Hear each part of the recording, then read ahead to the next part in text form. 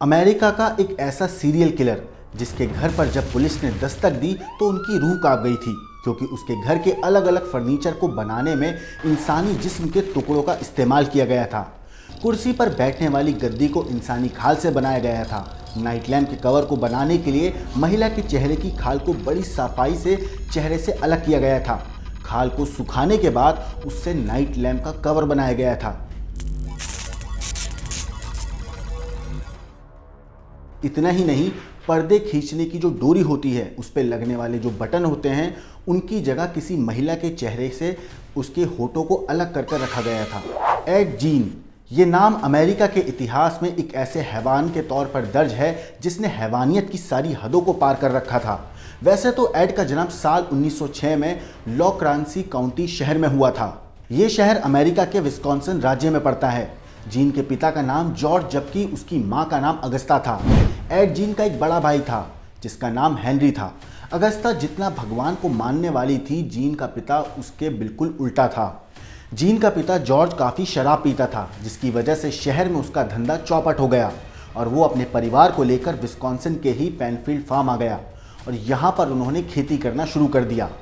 नई जगह जिंदगी की नई शुरुआत करने के लिए पेनफील्ड फार्म में आने के बाद दोनों भाइयों का दाखिला पास के ही एक स्कूल में करा दिया गया। जीन की मां अगस्ता को लगता था कि फार्म में रहने की वजह से जीन और हेनरी को अपने पिता की तरह से कोई बुरी आदत नहीं लगेगी, इसलिए अगस्ता दोनों को हर रोज़ बाइबल पढ़कर सुनाया करती थी।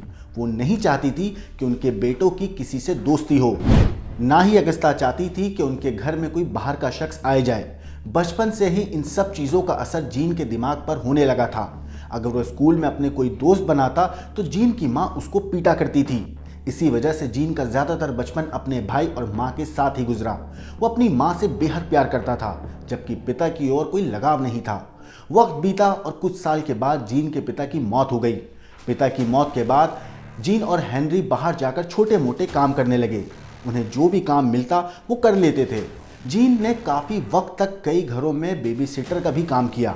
इस दौरान जीन बिल्कुल ठीक था, उसके खिलाफ किसी भी तरह का कोई भी शिकायत कभी नहीं आई। लेकिन मई 1944 में एक दिन जीन के खेत में आग लग गई। बेकाबू हुई आग बुझाने के लिए फायर ब्रिगेड की मदद लेनी पड़ी। आग तो बुझ गई, लेकिन जीन का भाई हेनरी गायब हो गया।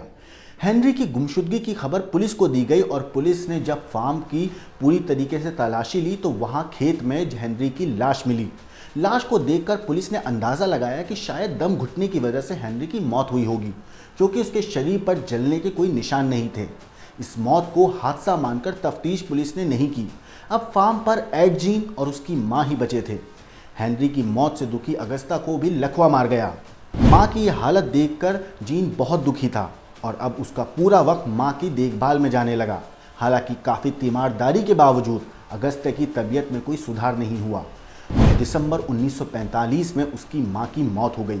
अब मां की मौत के बाद जीन ने अपने घर के वो सभी कमरों को बंद कर दिया जिसका इस्तेमाल उसकी कभी मां किया करती थी। वो खुद घर के एक कमरे में सिमट गया जो रसोई के पास था। मां के जाने के बाद जीन बेहद अकेला पड़ गया था।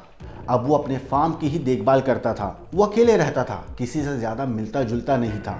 इसी बीच उसे कैनिबलिज्म की किताबों को पढ़ने का चस्का लग गया और इससे जुड़ी वो तमाम किताबें पढ़ने लगा।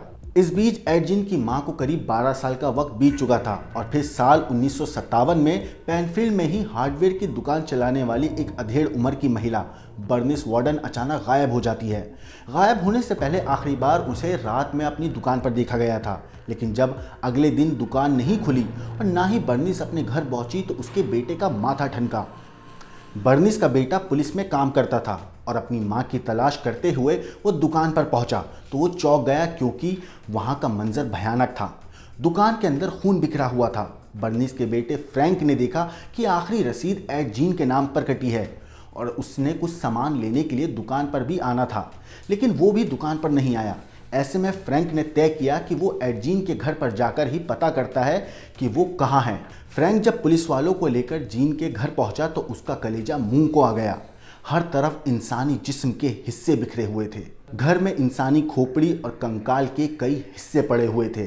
घर की कुर्सियों की सीट इंसानी खाल से बनी हुई थी।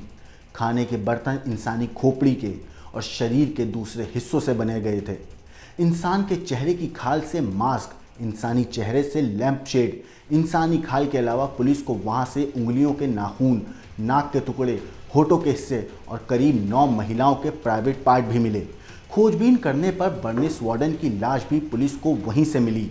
उसका सिर काट कर धड़ से अलग कर दिया गया था, दिल निकालकर एक पॉलीथीन में टांगा हुआ था और उसकी लाश को लोहे की हुक से इस तरह लटकाया गया था जैसे कि अक्सर कसाई जानवरों को अपनी दुकान में लटकाते हैं। यानी उसकी एक टांग में लोहे का हुक घुसा हुआ था जिस पर उसका पूरा बदन लटका हुआ था। अब सवाल ये था कि इंसानी जिस्म के इतने टुकड़े एड जीन के घर कैसे आए। अब पुलिस एड को थाने लेकर आई, पूछताछ शुरू हुई तो एड एक के बाद एक ऐसे खौफनाक खुलासे कर रहा था जिसे सुनकर लग रहा था कि ये इंसान नहीं कोई हैवान है। एड के मुताबिक साल 1947 से 1952 के दौरान वो करीब 40 बार आसपास के 3 कब्रिस्तानों में गया और उसने वहां पर कई कब्रों को खोदा और लाशों को निकाल कर घर ले आया। जीन ने पुलिस को यह बताया कि वो उन्हीं कब्रों को निशाना बनाया करता था जिन्हें हाल ही में दफनाया गया हो। वो ऐसी महिलाओं की कब्र खोदा करता था जो करीब 50 साल से ऊपर की हुआ करती थीं, क्योंकि उनमें उसे अपनी मां नजर आती थी। एड जीन ने यह भी बताया कि रात होते ही उसके दिमाग पर अजीब सी मदहोशी छा जाती थी। वो खुद पर काबू नहीं कर पाता था और इसी मदहोशी के आलम में वो पास के कब्रिस्तान में पहुंच जाता। वहां जाकर वो कब्र खोदता और लाश को बाहर निकालने की कोशिश करता।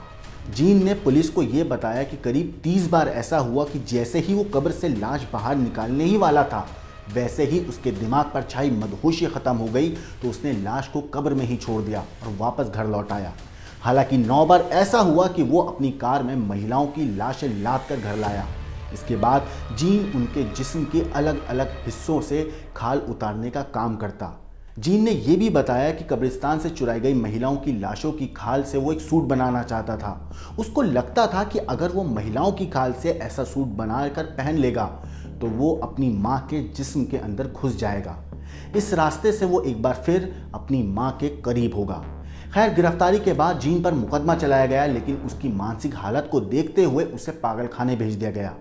साल 1957 से लेकर 1968 तक जीन एक पागलखाने में रहा और डॉक्टरों ने साल 1968 में जीन को सज़ा के लिए ठीक पाया, लेकिन कुछ वक्त बाद ही डॉक्टरों ने उसकी मानसिक हालत फिर ख़राब बताई।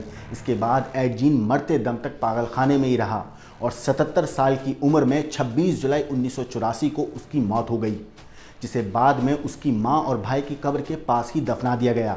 आपको बता दें कि पागलखाने में रहते हुए किसी ने एड जीन के घर को आग लगा दी थी और इसकी मौत के बाद सरकार ने उसके खेत और कार को नीलाम कर दिया था।